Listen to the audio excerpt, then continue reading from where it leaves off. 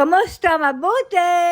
For today's video. Muli nga namin nakita si Aling Esther at sa galit ni Nilo, siya dali-dali niyang pinagbagsakan ng pinto. Pero bago yan, ipalabas nga kami ng araw na yan para pumunta ng post office at diretso na din sa pamimili. Agang-aga nga ay nagsisisigaw si Nilo at nawawala daw yung kanyang pang-ipit, yun pala'y nahulog lamang.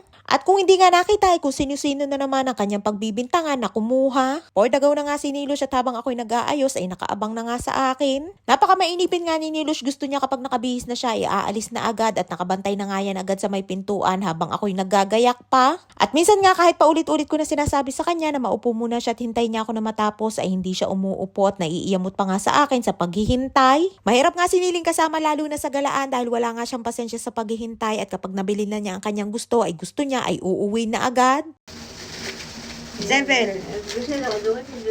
At pati nga yung basura na aking itatapon ay talaga namang binubulat-lat pa at daig pa nga ni Nilush ang inspektor. Tabang hinala nga si Nilush at akala niya siguro may kasamang gamit niya na itatapon ko. Sabi ko nga ay wag na sumunod sa akin at doon na lamang kami dadaan sa may harapan ng pinto na bigla kong narinig na nag-iiyak at hindi daw siya makalabas, yun pala'y sumunod pa din sa akin. Para nga lamang bata na akala mo'y laging maiiwanan at gusto nga laging nakabuntot sa akin kahit saan ako pumunta. Oh, Carol! I am bad at food, but I love you. Mamaya,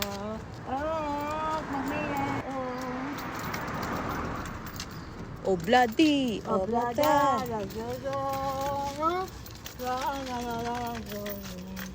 Kapag lumalabas nga kami, laging may kantahan habang naglalakad at ayun nga't may pa-O Carol at Obladi Oblada. May nadaanan nga din kami na kulay pink na pants na nakapatong sa may upuan at hindi nga napansin ni Nilush at baka nga kung nakita yun ay sabihin sa akin na kukunin niya.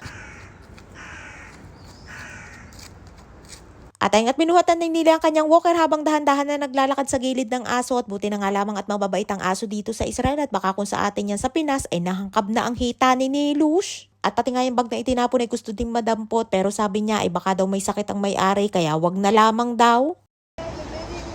Ma? At loyo sa puskandal.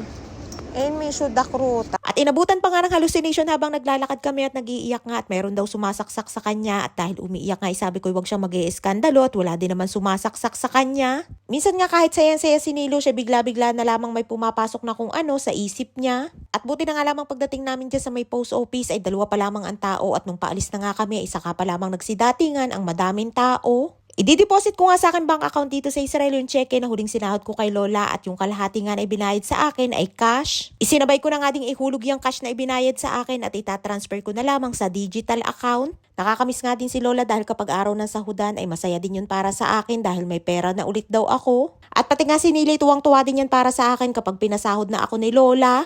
Kahit gaano pa nga kahirap at ka-stress ang trabaho ay mapapalitan nyo ng saya kapag araw na ng sahudan. At minsan nga kapag gusto mo nang sumuko ay isipin mo na lamang na sasahod ka na ulit sa susunod na buwan para tuloy ang laban. Dumaan na nga din kami dyan sa may Russian store at bibili ako ng pwede kong maiulam at pumupunta nga lamang kami dyan kapag kailangan kong bumili ng karne. Ayan lang kasi yung tindahan na malapit sa amin na may tinda ng mga fresh na karne at ang isa pa ay may tinda din na karneng baboy. Bumili nga din ako ng frozen na hipon at pang matagalan ko na nga na ulam yung aking mga binili. Matipid nga din ako sa ulam at ang isa pa ay sa tanghali lang din naman ako kumakain ng kanin. At yung mga pagkain naman ni Nili, doon kami bumibili sa malaking tindahan na lagi din namin pinupuntahan dahil halos lahat ay nandun na. Nag-request nga din si Nili na bumili daw kami ng ice cream at ang 3 peraso ay 16 shekel at nung bago pa nga lamang ako dito sa Israel ay ang 3 peraso ay 10 shekel lamang. Pero matagal na din naman na panahon yon dahil mahigit 9 years na nga ako dito. At pagkatapos nga naming mamili ay diretso uwi na kami at maaga nga din kaming nakabalik dahil walang pila sa post office. At ang pauwi na nga kami ay nandun pa din yung pants at mayroong babae na nakaupo sa tabi niyan.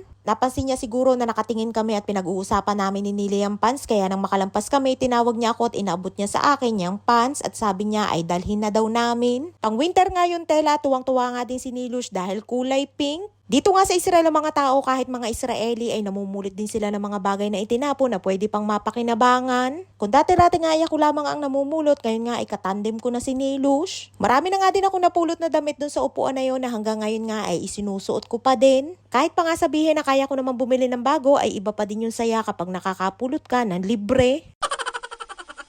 Bokerto. Bokerto. Good morning, Denden. Good morning. Sing a song.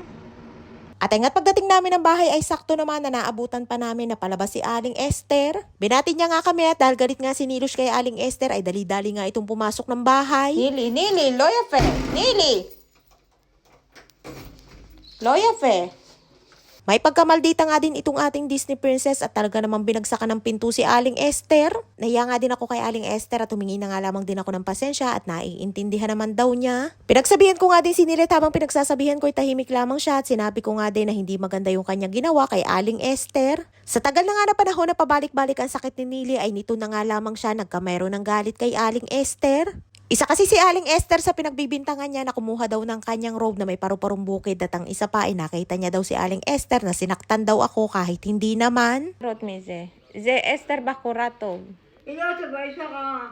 Ipinagtatanggol ko nga si Aling Esther at ang sabi ko'y mabait si Aling Esther at ipinagpipilitan niya din na masamang babae daw si Aling Esther. Masama nga din magalit si Nilush at hindi nga din basta-basta nakakalimot kahit sa maling paliniwala niya. At dalawa nga lamang ang matinding kinagagalitan ni Nili na lagi niyang naaalala si Aling Esther at ang kanyang tiyahe na si Imadora. Ay siya hanggang dito lamang ating kwento for today's video at maraming po salamat sa inyong suporta at laging panonood. Mag-ingat po tayong lahat palagi. And please follow and share ako Infinity Private Resort and Events Place and please subscribe to my YouTube channel.